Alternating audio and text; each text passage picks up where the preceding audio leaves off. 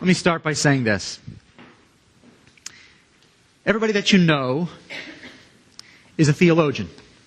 I remember, and I still know of some people today that get very scared when they hear that word. But I want you to know, everyone that you know, including the person that you look at in the mirror every single day, is a theologian. Some people make this process of thinking about and searching for the answers of God a daily habit. That's what theology is. It's thinking thoughts about God and trying to find the answers. That's what theology is. That's what it means, the knowledge of God. Some people make this a weekly habit. Saturdays or Sundays or wherever their day of worship is, they will think the things about God. Whether they're in a church or a mosque or a synagogue or a temple or a bar.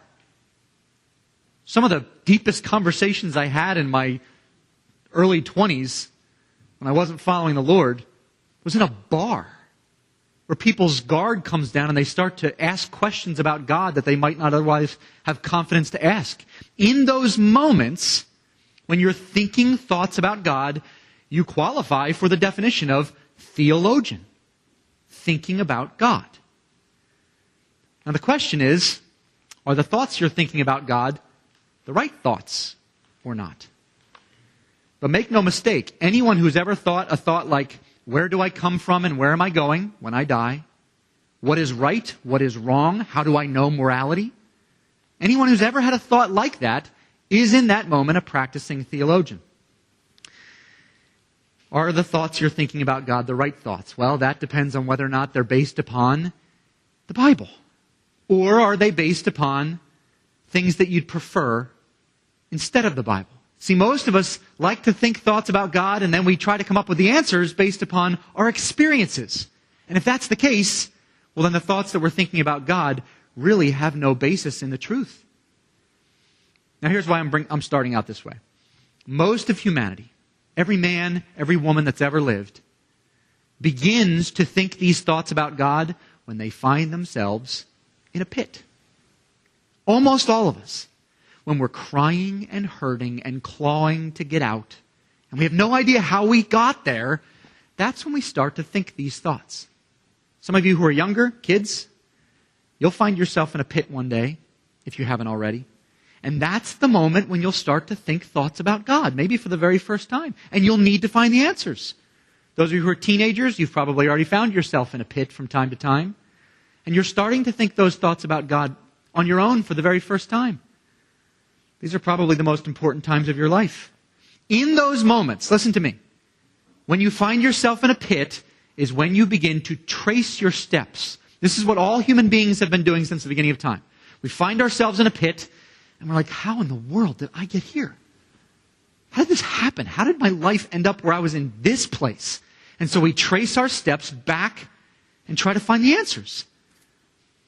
Now listen, it is your God-given privilege as a being made in His image to ask questions about God and search for the answers. Solomon, the wisest man that ever lived, wrote this. He said in Proverbs 25:2, it's the glory of God to conceal a thing, to hide something, but it's the glory of kings to search a thing out.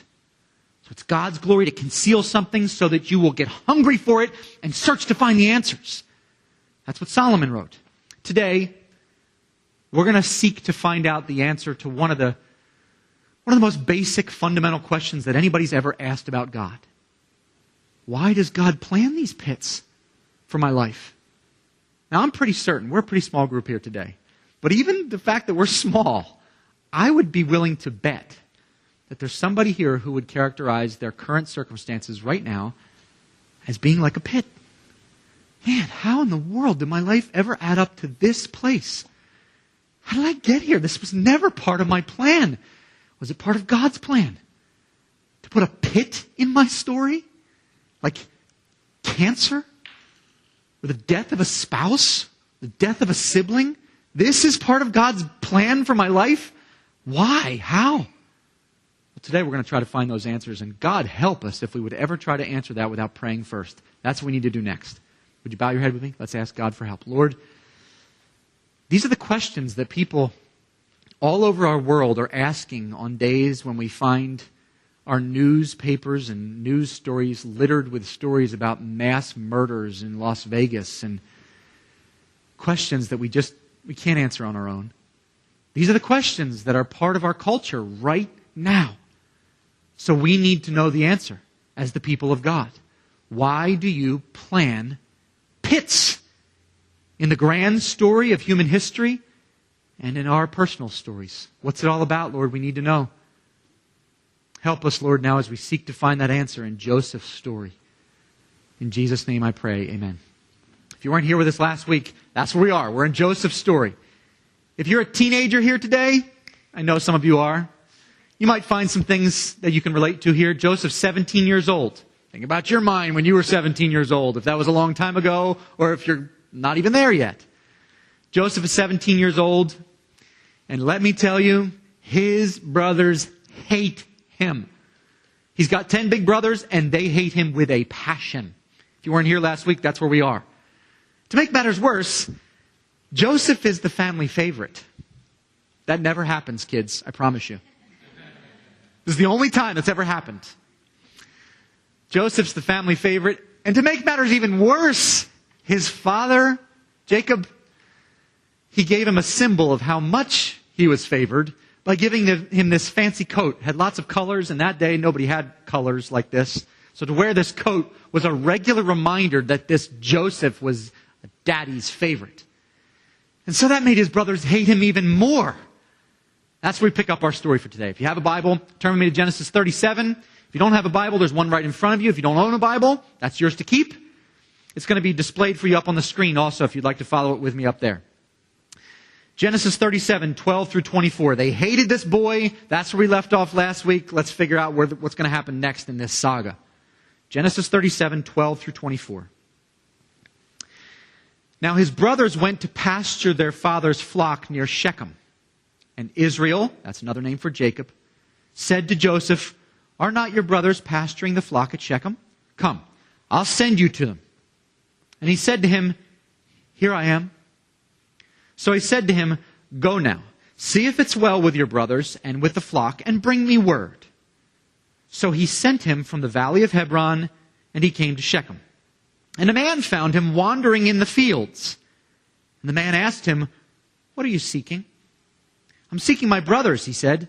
"Tell me, please, where they're pasturing the flock." And the man said, "They've gone away, for I heard them say, 'Let us go to Dothan.'" So Joseph went after his brothers and found them at Dothan. They saw him from afar, and before he came near to them, they conspired against him to kill him. They said to one another, "Here comes this dreamer. Come now, let us kill him and throw him into one of the pits. Then we will say that a fierce animal has devoured him, and we will see what will become of his dreams." But when Reuben heard it, he rescued him out of their hands, saying, "Let us not take his life." And Reuben said to them, "Shed no blood. Throw him into this pit here in the wilderness, but do not lay a hand on him, that he might rescue him out of their hand, to restore him to his father." So when Joseph came to his brothers, they stripped him of his robe, the robe of many colors that he wore. And they took him and threw him into a pit. The pit was empty. There was no water in it. Now, I've structured the title for this message to kind of correspond with that lingering question that I just told you about, that kind of stays in people's mind. And really, for most people, this question stays in their mind all their life, and they never get it satisfied. Well, today, we're going to try to get it satisfied. I've designed the title of this message in the form of that question. Why God plans pits. Why would he do this? What's this all about? Does God plan these pits? We're going to answer this question by examining this literal pit in the life of Joseph and comparing it to all the various metaphorical pits that you've experienced in your life. We mentioned a couple. Let me mention a couple more. The loss of a job, the loss of a spouse, a divorce. God giving you a lifestyle that you never would have planned for yourself. These are all the different kinds of pits, and I bet you could name a lot more that I'm not even thinking of today. All the different struggles and hardships that you've been through, why are they written into your story? Well, it might surprise you, it may not surprise you to know, All 66 books of the Bible were written to reveal that answer. All of them. That's not an exaggerated statement. That's what the Bible's there for. And I've done my best to summarize what they all say into one sentence so that you can know for sure why God plans these hardships in your life. Now, there's a lot of P's in this statement, so if I spit on you, I'm sorry. Here it is. This is the one statement that summarizes this whole message and the 66 books of the Bible. This question. Here it is. God purposefully planned the presence of pits in order to show us, His sovereignty. Now, if you're doing an eye roll right now, oh my goodness, one of these theological answers, please don't do that. I'm going to show this to you in a very practical way today so that you can go, oh my goodness, I never thought of it like that before. God said a little differently, in case that was too philosophical for you. God planned the presence of pits in your life and in Joseph's life, a literal pit, this way. He's the author of all creation, right? That's what the Bible reveals about him. In other words, he wrote the story of your life. And he specifically wrote in these pits so that you would have a vantage point from which to see something absolutely essential about him. And if you never saw this about him, you would have no way to get out of these pits in your life. That's how essential it is for you to understand God's sovereign control over the whole universe and especially your life. Here's what it is that you need to know about God. If you're ever going to get out of these pits or survive them with your faith intact. Number one, God designed these pits specifically for you. Oh, that's hard for some people to swallow. God designed these pits specifically for you. Not only did He design them, but He controls them. Not only that, but He and He alone is able to save you from them. This is crucial to your faith being salvaged for the rest of your life. It's crucial for your faith to be biblical for the rest of your life. That God designed these pits for you specifically. Unless a person that sees that he has sovereign control over everything and that you don't, you'll never survive. You won't. You may go through the rest of your life calling yourself a Christian, but in the end, you will have put your trust in something else. This is what will happen. When pits come, you'll end up relying on your own ability to control the circumstances to get you out. That's not the Christian life. That's a different life. So if you want to walk the Christian walk your entire life, you must understand that God designed and wrote your story to be exactly the way that it is, including all of the pits, all the hardships, the cancer, the divorce, everything.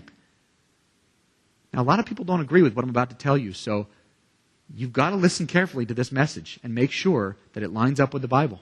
You have to, because this is a big one. As you go through your life, God will reveal over and over and over and over again opportunities for you to see His handiwork, working through all of the different circumstances so that you can see that He is in sovereign control of everything.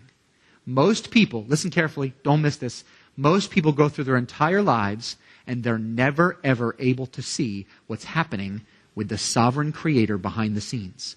And so here's what happens. When things go good, you take credit for it. And when they go bad, you blame God and everyone else for it. This is how most people go through their entire lives. Because they can't see what's happening behind the scenes. Well, I'm going to show you in this very beginning stages of this story of this good boy, this teenager, Joseph, why God planned this pit in his life. God planned it. He designed Joseph's life to include this moment of intense suffering. And by doing that, I'll help you to see why God planned your life the way that He did. Beginning with point number 1.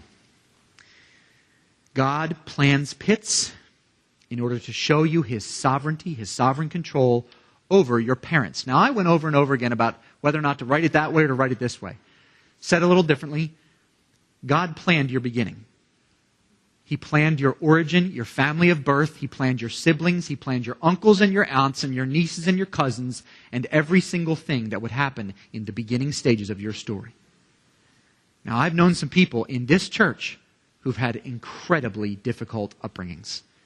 And when I tell them God planned for you to have those parents, they get this look of disgust on their face like, I don't want to believe in a God like that. Well, then you better listen up. If you had that kind of an upbringing, whether you had a great one or a rough one, I'm here to tell you, the Bible reveals God planned you to have the parents that you had. Look back at verse 13. And Israel, this is Joseph's dad, Israel said to Joseph, are not your brothers pasturing the flock at Shechem? Come, I will send you to them. And he said to him, here I am. Now, I don't know if you know this or not, but all throughout the Bible, the people of God, prophets and people that God has used throughout history have answered that way. Here I am, Lord, send me, use me. To say that is a way of saying, your wish is my command. So here, Joseph's dad sends him out, knowing that his brothers hated him with a passion. Jacob didn't know what was going to happen. He couldn't have. He's not God. But despite the fact, Joseph was sent out by his dad.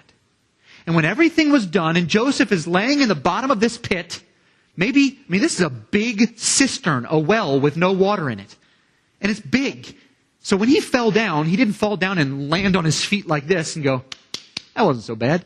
No, he's probably got broken bones and cuts and scrapes. His head probably hit on the way down. He's bleeding and broken and bruised. It's nasty down there. In this moment, do you know what human beings do since the beginning of time? We all do it. We begin to trace our steps. How did I get down here?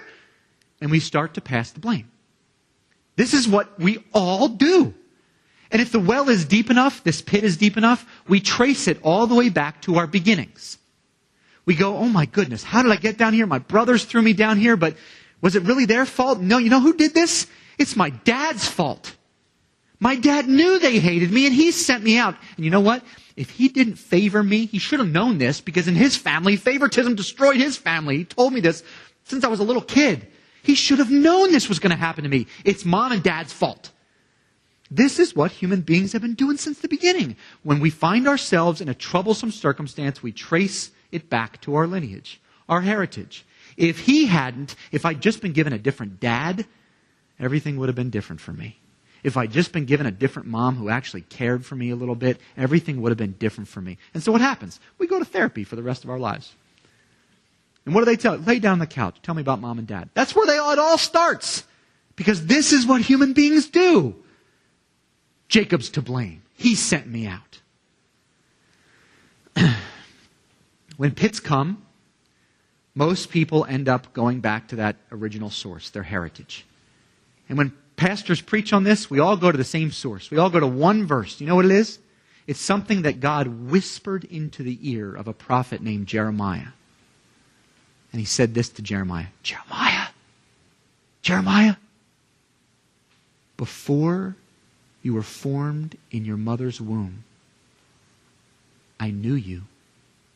He goes on to say, and before you were born, I consecrated you. I appointed you a prophet to the nations, Jeremiah 1:5. So what does this tell us? It tells us that God chose your parents specifically. As bad as they were, or as good as they were, as abusive as they may have been. Now I know that's hard to hear. God selected them for you. He chose where you were born, He chose how you were born, and into which family you were born. Because God specializes in working through families to create something in you. He planned it all. Just as God wasn't surprised when Jacob sent out Joseph to meet this horrible ordeal. He didn't know it, but he did. Jacob sent him out. So too did God give you the parents that He gave you. Let me share with you what will eventually happen if you don't believe that God is sovereign over your parents and your beginning stages. If you're rejecting this, let me tell you what will eventually happen in your mind and in your heart. I had a conversation with my closest friend, John, the attorney, this past week. And whenever John and I get together, we like to talk shop. So John will talk about what God is teaching him in his calling as an attorney, and I'll talk about what God is teaching me in my calling as a pastor. And we notice that there's often a lot of similarities. Well, this past week, I happened to be talking with him, and I was in the same room with him while he was on a conference call with a client. And the phone volume was very loud, so I could hear everything. And it happened to be, I don't know if I was allowed to, but I did. It happened to be that I heard this client talking about this hardship that she was in, this struggle that she was in. And John happened to say to her, listen, I expect you to behave morally as we go through the course of this case. And if you expect me to behave anything but morally, well, then you're going to be disappointed. And I heard her say these words. I heard her pause. I was waiting to hear, and she says, I've been moral my entire life, and look where it's brought me. I thought, oh my goodness. I'm getting ready to preach a sermon this very week on what this woman just said. Here's what happened in that moment. She paused and she scanned her history. We all do this.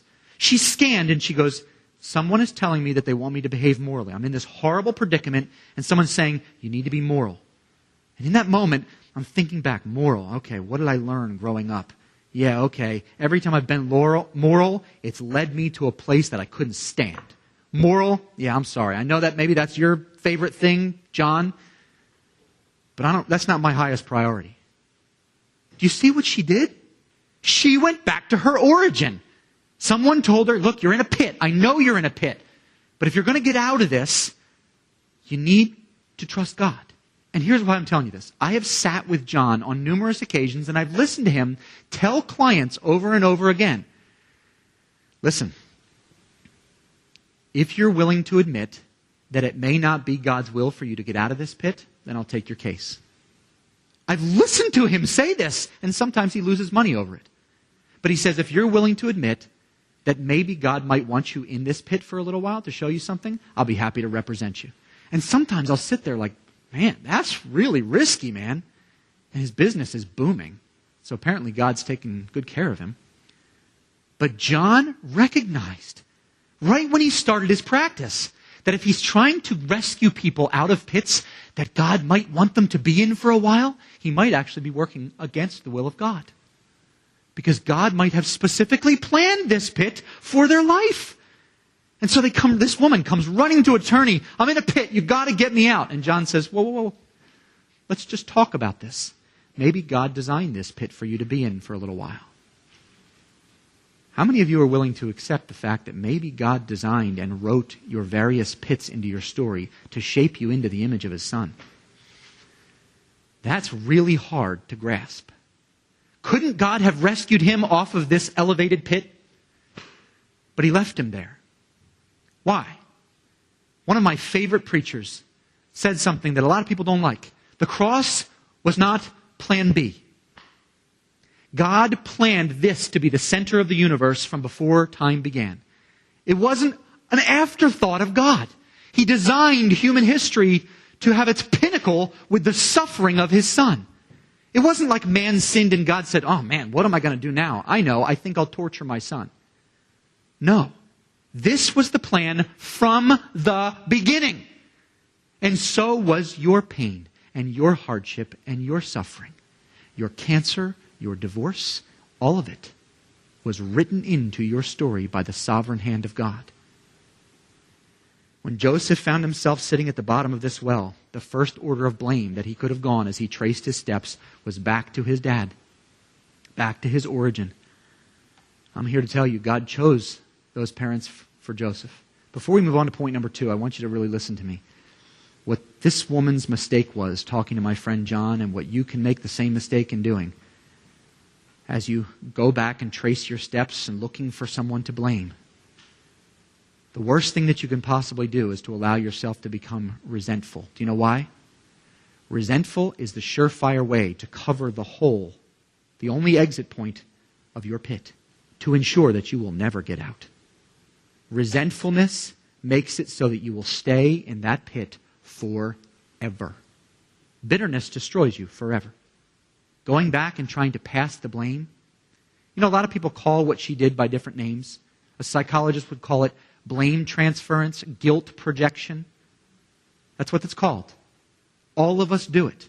If you spend your entire life doing that, blaming mom and dad, blaming someone else for why your life is the way it is, you're sealing the only exit point to your pit. This is what human beings do. God provides a way out, and it's called forgiveness. If you won't do it, well, then you're going to be in that pit for the rest of your days. Second thing, to show you that God is sovereign over it all. He controls it all. This one is even harder. If that one wasn't hard enough, this one's harder. Point number 2. God plans pits in order to show you His sovereignty, His sovereign control over the arbitrary. Said a little differently, all those little meaningless, valueless things that we assign to as chance throughout your day, that didn't mean anything. That's the arbitrary. Oh, no. God plans them all. Look back with me, verse 15 through 17. And a man found him wandering in the fields. And the man asked him, "What are you seeking?" "I'm seeking my brothers," he said. "Tell me, please, where they're pasturing the flock." And the man said, "They've gone away, for I heard them say, 'Let us go to Dothan.'" So Joseph went after his brothers and found them at Dothan. You know, I listened to probably 5 or 6 different messages on the life of Joseph on this passage this week. No one said anything about this. Not one of them. I've scanned through a whole bunch of theologians from time gone past. No one says anything about this. You know why? They believe it's arbitrary. Meaningless. It isn't. This is another example for Joseph laying at the bottom of the pit to say this. You know what? Had I not met that guy by chance, I would never have found my brothers, and I would have been fine to go back home, and I wouldn't have found myself down here. It's another chance for Joseph to pass the blame baton on to somebody else. How many times have you been sitting in traffic going, if that guy hadn't have cut me off, I wouldn't have missed my exit, and now I'm sitting here in traffic. And I'm going to be 25 minutes late. It's his fault. This arbitrary, meaningless guy. Really. This is a moment in the story of Joseph where I'm telling you there is no meaningless events. In mathematics, how many of you like math? My son loves math. Where is he? How many of you like math? In mathematics, arbitrary is what they call something that is valueless, has no value at all, meaningless. Most of us go through our entire lives assigning that same word to the vast majority of things that happen throughout our day. This moment, you might say, this has value to it. But after I go out and I cross a whole bunch of people's paths as I walk over to the chicken or the egg or over to Fred's Diner or wherever you're going next, those are valueless, meaningless moments. They have no point in my grand story. Listen, I'm here to tell you that is false.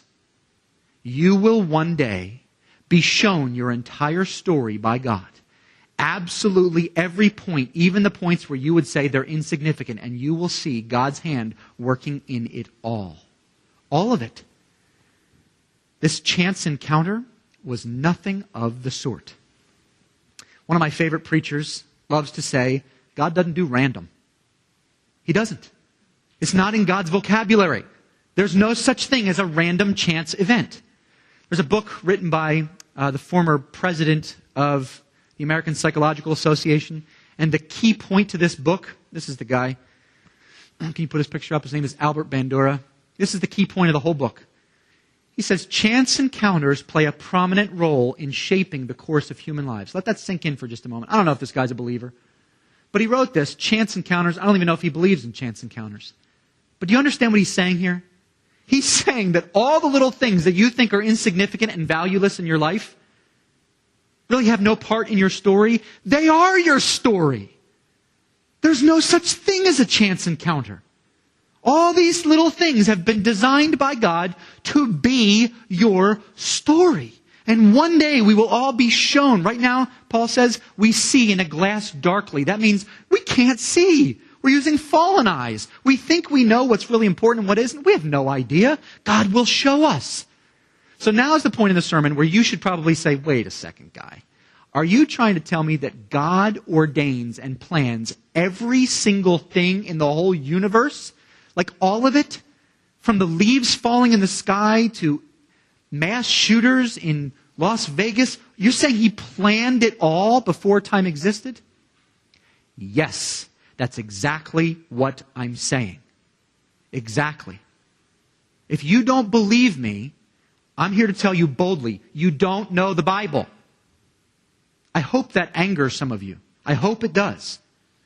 Because maybe it'll inspire you to go and read it. This is what the whole Bible's about. God planned the whole story. One verse I want to show you, in case you still think random things happen. Solomon, Proverbs 16:33. Can you put it up on the screen?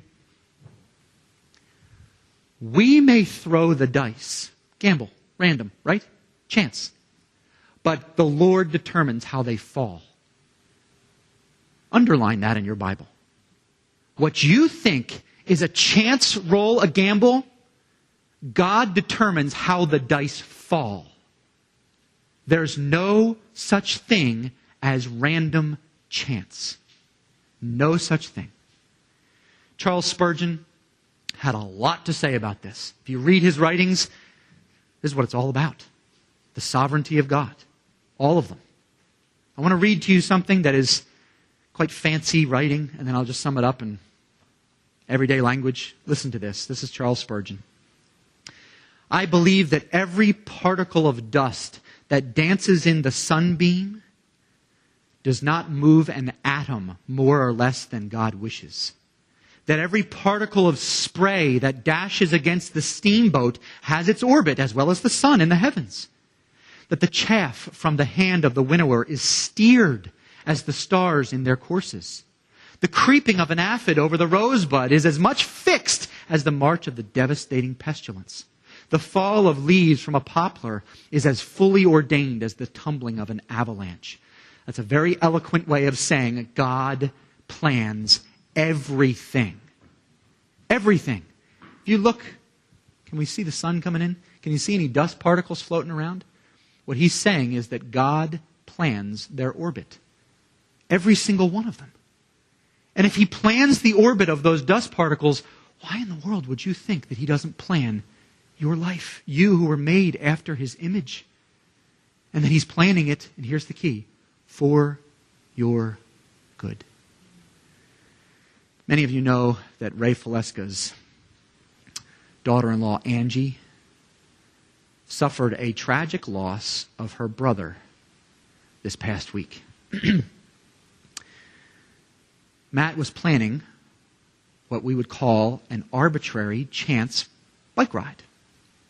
Probably didn't assign any meaning to it. Just going out for a bike ride, or I don't know where he was going.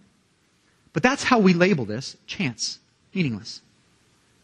And as he was out riding his bike, God had other plans.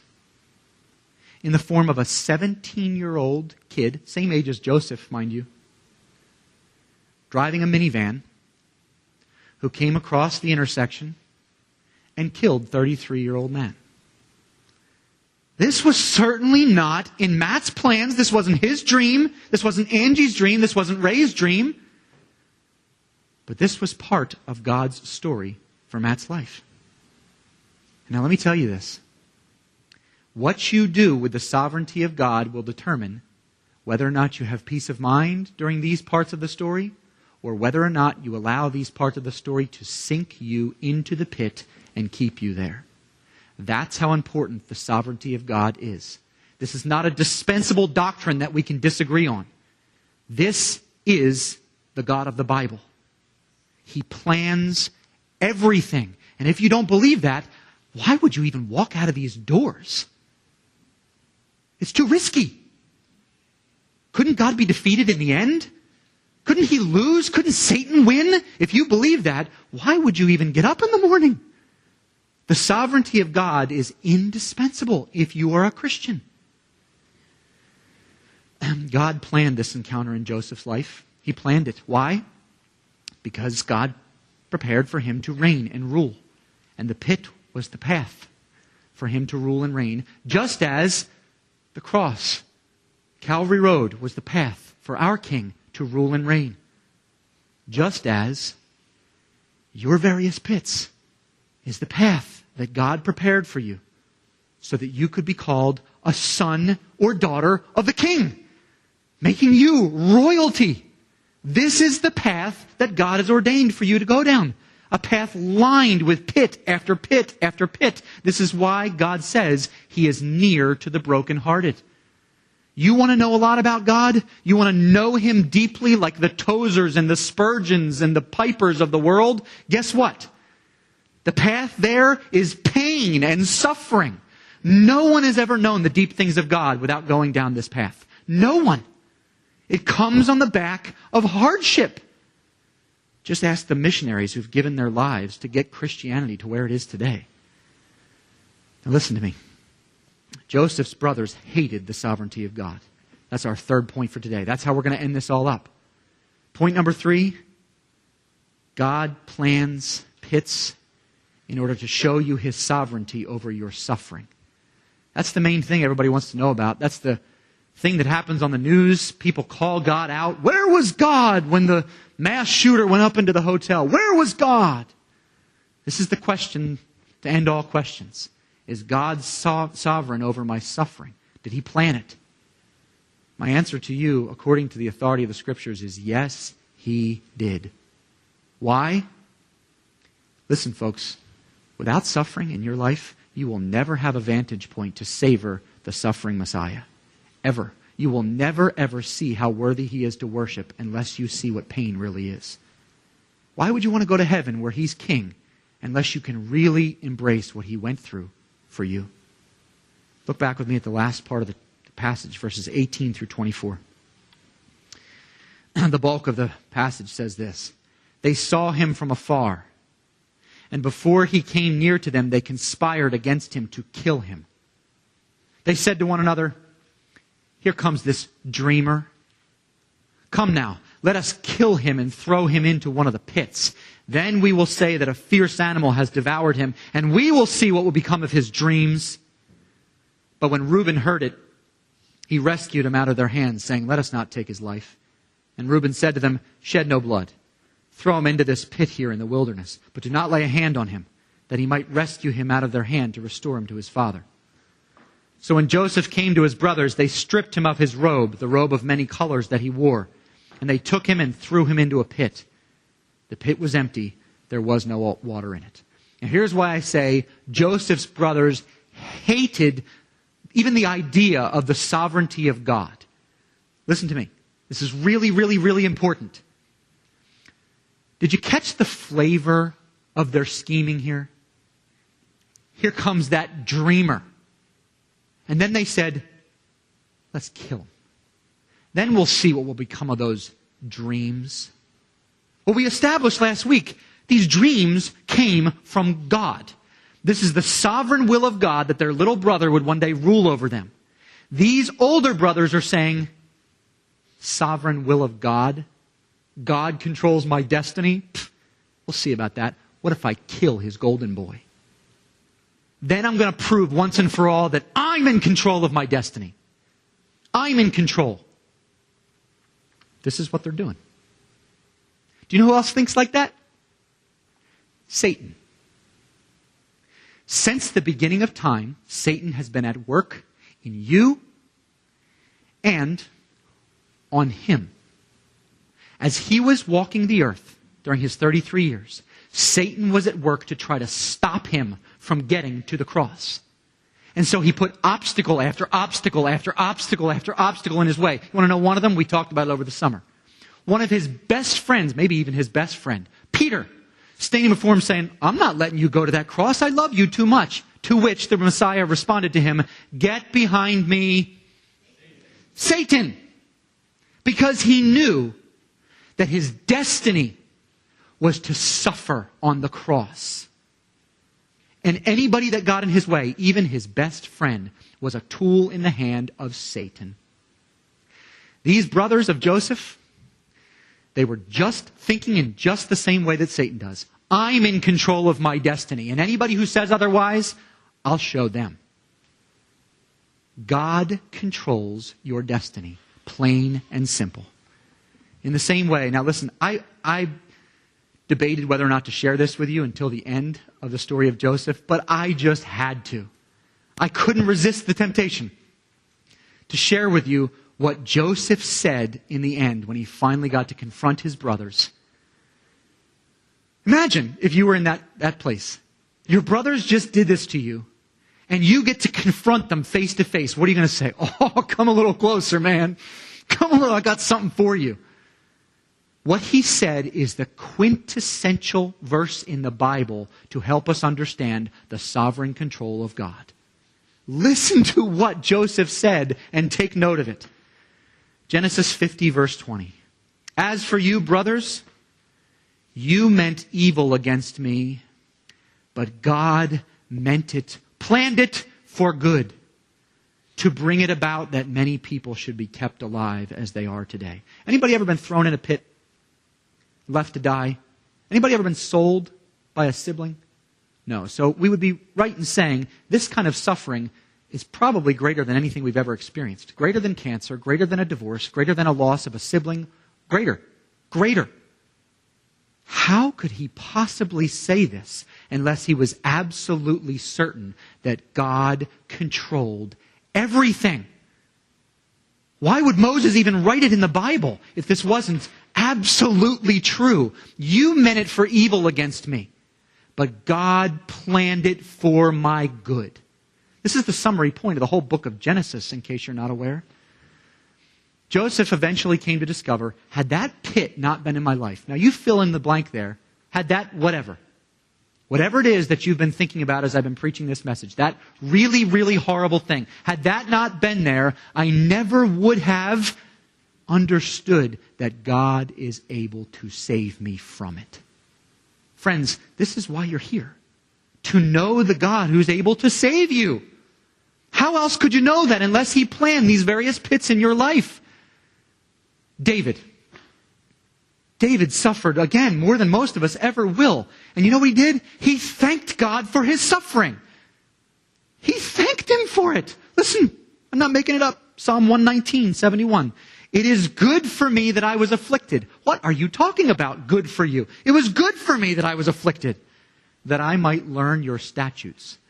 You know what a statute is, little ones? Statute is God's sovereign control, his sovereign will over everything. God says it, it happens. That's a statute. So David is saying, it's good for me that I suffered. Otherwise, I never would have known this part of your character. I could never have actually known you personally had you not planned out my suffering. This is what David eventually came to write. We sing it in the Psalms. The Apostle Paul went on to apply this to every single Christian that would ever live. Now listen, I'm about to quote to you a verse. Get this. I've actually never quoted. It's one of the most popular Christian verses that there is. And I've never quoted to you in the 3 years that I've been here, roughly. Romans 8, what do you think? 28. Romans 8:28. We say this when we're visiting people in the hospital. It says this, and we know that for those who love God, all things work together for good. For those who are called, like Joseph, according to his purpose. Listen to me. If you don't believe in the sovereignty of God, please, please, please, please, please stop quoting this verse.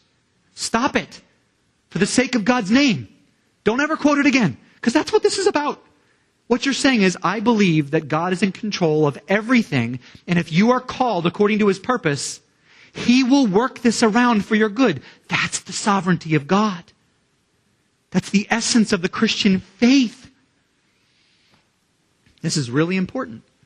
I'm going to conclude with this. How many of you receive the weekly devotional that I send out? In an email, I send it out every single week. I write a little devotional. If you're not on that mailing list, get on it, because a little paragraph I write, things that God lays on my heart, things that he's teaching me.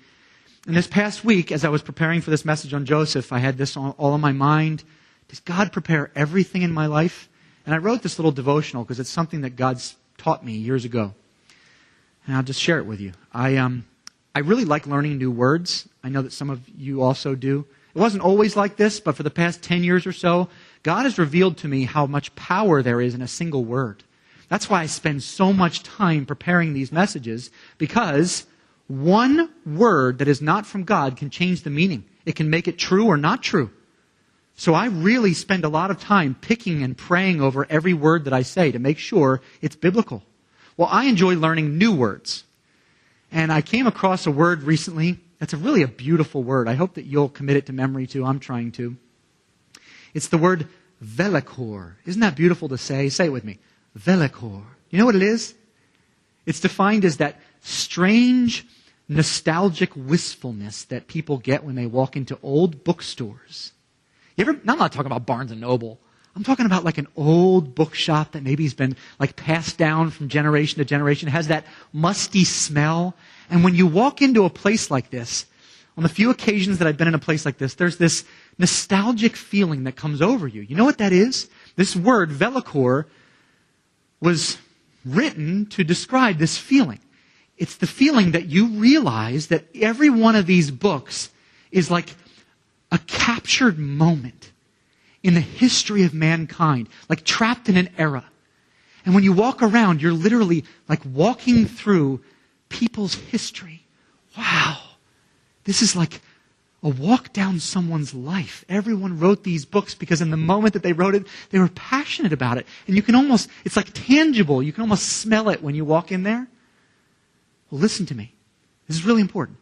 God designed your mind to be like that. And your heart.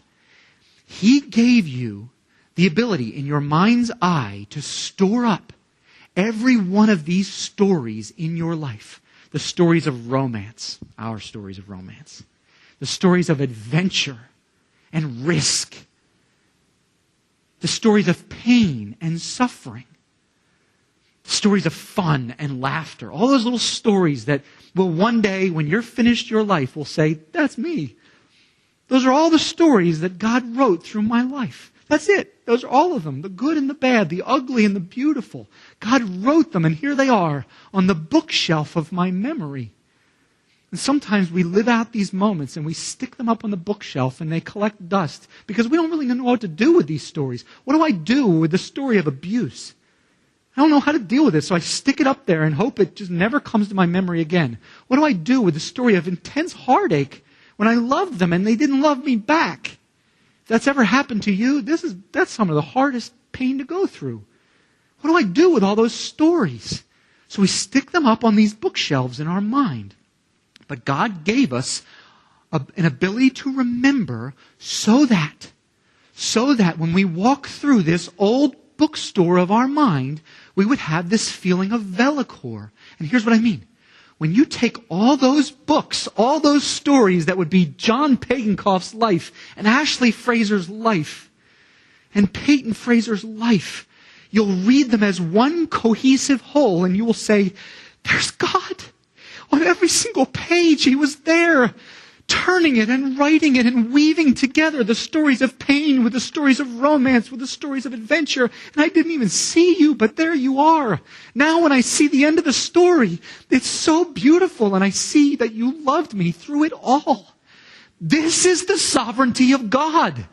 This is the story of the Bible. Even the stories you can't stand and hope to never pull off the bookshelf again, He wrote them there for your good and for His glory. But you can't see it right now. One day you will. When you read the whole story, you'll see. But you just have to trust Him to get to the end. My hope is that when you get through those stories, you'll have a moment where you're just still.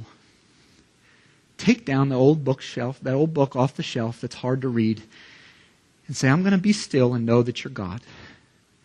And in that moment, I'm going to be still and know that I'm not. And I'm going to trust you to carry me through the rest of the books of my life that have yet to be written. This is what it means to be a Christian. To trust God to take the pen out of your hand and write the rest of your story. Let's just pray, shall we? Father, this may be the hardest thing that anyone can do. And that's why sometimes we want to reject it and say, no, I don't believe it. I don't believe it. I don't believe that you wrote this. But you did. You are sovereign over it all. You plan every part of your universe for the glory of your Son. This story's about Him. Our stories are being written and they're not about us. We're simply a player in it.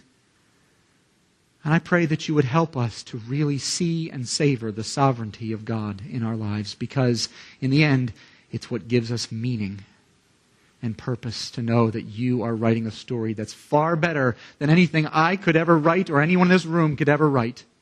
Joseph's life if he were writing it, could never have been planned or written out with a pit in it. Who would have written that? But you did, so that he might reign. Lord, would you help us to see our various pits the way that Joseph eventually saw his? Satan meant it for evil, but you meant it for good. In Jesus' name I pray, amen.